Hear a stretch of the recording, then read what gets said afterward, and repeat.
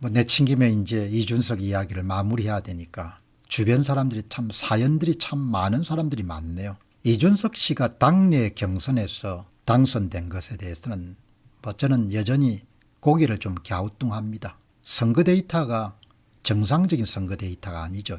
그때 국힘당의 당내 경선은 주호영, 홍문표, 조경태, 나경원, 이준석이 맞붙었지 않습니까? 국힘당 내부의 모집단이 32만 명입니다. 국민 여론조사는 역선택 때문에 이준석이 이겼다 이렇게 하지만 뭐 이런 문제를 보면 제가 거론하는 것은 대한민국 이게 선거가 그냥 공직선거뿐만 아니고 당내 경선뿐만 아니고 많은 부분들이 선거가 무너져 내린 것 같아요. 그렇게 의심할 수밖에 없습니다.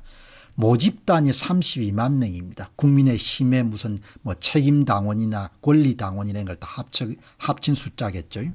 그 모집단에서 두 개의 표본 집단을 끄집어낸 겁니다. 하나는 가장 조작이 쉬운 모바일 투표고 그게 11만 9,065명입니다. 표본 집단 1. 그 다음 표본 집단 2가 ARS 투표입니다. 3만 129명. 전문가들은 ARS 투표가 상당히 좀 조작하기 어렵다고 합니다. 불가능하지는 않지만. 그런데 이렇게 중요한 것은 표본이 11만이나 3만이라는 것은 통계학에서 보게 되면은 어마어마하게 큰 표본수입니다. 대개 우리가 통상 지금 여론조사, 국정지지율 여론조사나 이런 걸 할 때 대개 1000명이나 1001명 뭐 이런 거잖아요. 그 정도도 수백만 명의 지지도를 통계적으로 이렇게 예상하는 것이 그렇게 어렵지 않거든요.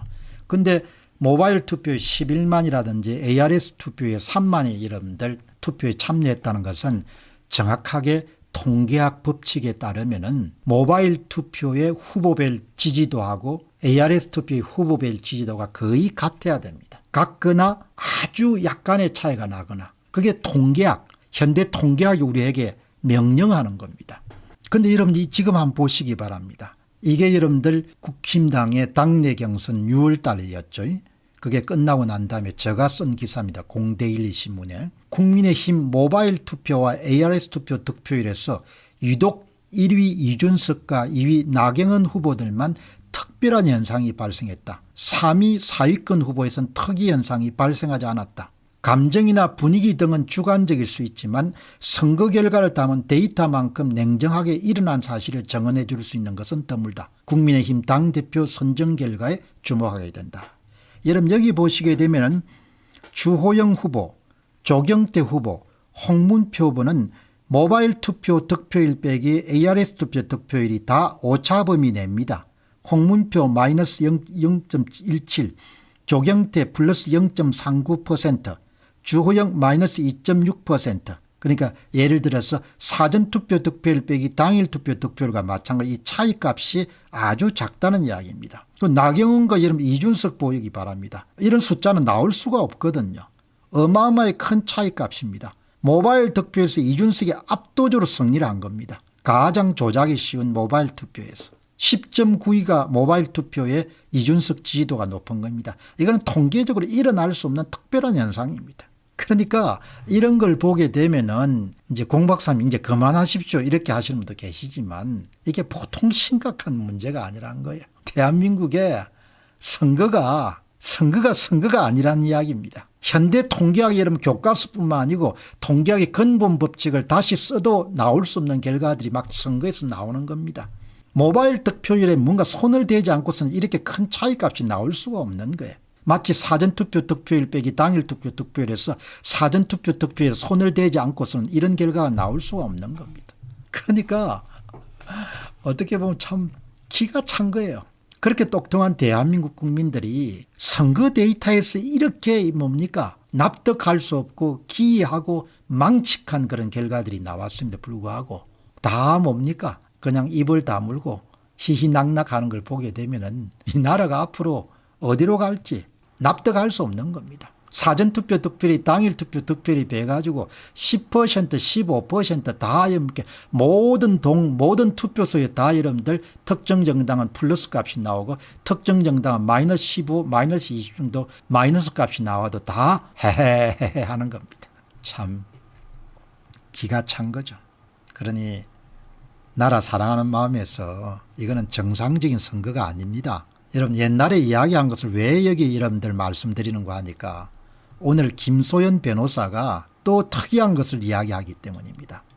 이준석을 여러분 옹호하기에 굉장히 열혈인 이 젊은 친구, 나는 뭐 하던 친구인지 모르겠어. 김용태란 친구입니다. 김용태 여당 줄 사태에 윤석열 눈치 보기 급급 코미디 집단인가. 김용태 국민의힘 최고위원이 국민의힘 지도부에 있다는 사태 다들 이성을 찾고 원칙에 따라 뭐 이런 주장을 이준석을 옹호하는 이준석 덕택에 아마 최고위원이 된 모양입니다. 김소연 변호사가 비교적 이제 선거를 몇 번 나왔기 때문에 정치판을 조금 더 우리보다 잘 이해를 할 겁니다. 김용태 이 친구 청년 최고위원에 뽑힌 그 투표 원자료 로데이터를 받아보고 싶어하는 사람들이 많았습니다.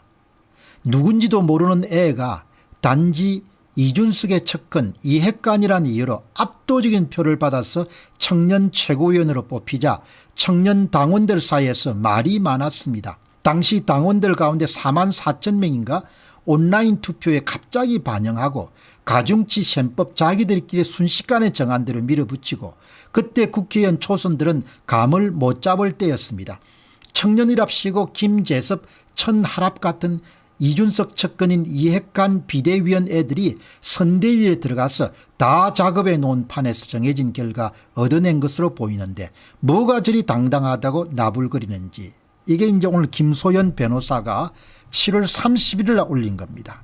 여러분 그러면 이게 뭘 뜻합니까? 그러니까 여기에 당내 경선뿐만 아니고 당대표 뽑는 것뿐만 아니고 김소연 변호사의 이야기를 보게 되면은 청년 최고위원이 뽑히는 그 선거도 너무나 아리숭하다는 것이 김소연 변호사의 주장이지 않습니까? 그러니까 제가 오늘 뭐 다른 이야기를 드리려고 했던 게 아니고 야, 이 대한민국의 선거가 공직선거만 중요한 게 아니고 당내 경선, 당대표 선택, 국민의힘의 최고위원 선택까지도 다 뭔가 납득할 수 없는 부분이 있다는 것을 정치판을 우리보다 잘 아는 직접 현재 선거에 참여했던 김소연 변호사가 이렇게 쿡 집어서 이야기하기 때문에 오늘 다시 한번 지난해 6월 달에 열렸던 당대표 경선 과정에서 여러분들 이 납득할 수 없는 모바일 투표와 ARS 투표 사이에 격차를 여러분들에게 말씀을 하는 겁니다.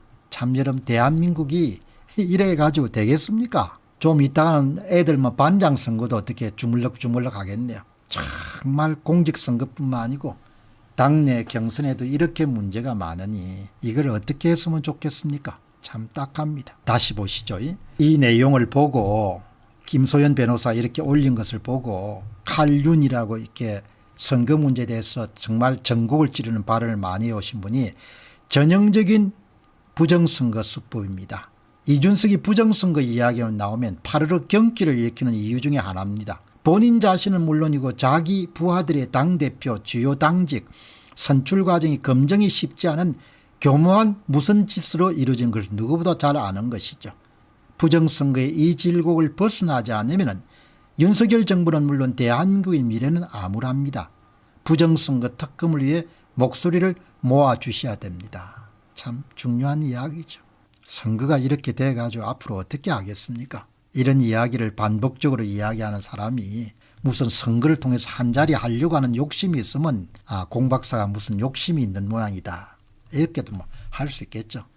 나는 뭐 전혀 욕심이 없고 그런 것 자체를 그냥 나부랭이로 생각하기 때문에 그러나 나라를 생각하고 아이들 앞날을 생각하게 되면은 이건 정말 이렇게 해서 안 되는 겁니다.